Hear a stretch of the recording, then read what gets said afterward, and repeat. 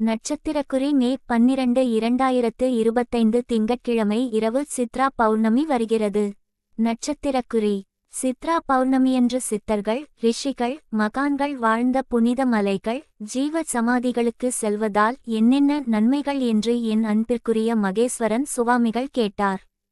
அனைவரும் அறிய இந்த பதிவை சித்தர்களின் குரல் வாயிலாக பகிர்கிறேன். நம்முடைய மரபில் ஆதியில் இந்த நாள் சித்தர் பௌர்ணமி என்றே அழைக்கப்பட்டது. பின்னாளிலே தான் மருவி சித்ரா பௌர்ணமியானது என காகபுஜண்டர் தலையாட்டி சித்தர் அடிக்கடி கூறுவார்.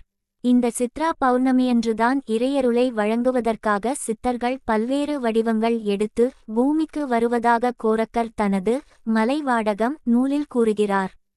ஒவ்வொரு சித்ரா பௌர்ணமியிலும் இன்றுவரை இலங்கையில் சித்தர்களின் ஆதி இருப்பிடம் வேலோடுமலையில் இரவு முழுவதும் 14 சித்தர்கள் சந்நிதியில் இன்றுவரை மாபெரும் சித்தர்கள் வழிபாடு, அபூர்வ காயகல்ப மூலிகைகளினால் அற்புதமான வேள்விகள் நடைபெறுகின்றன. நிலவின் ஒளிக்கு சில அபூர்வ ஆற்றல்கள் உண்டு. பயிர், செடி, கொடி, மூலிகைகள் செழிப்பாக வளர்வதற்கு தேவையான சக்தியை அது தரும். நிலவொளி நம் மீது பட்டால் அறிவு பலப்படும், மனக்குழப்பம் நீங்கும். மட்டைய நாளை விட தெய்வீக சக்தி மிக்க மலைகளுக்கு சித்ரா பௌர்ணமியில் சக்தி அதிகரிக்கும்.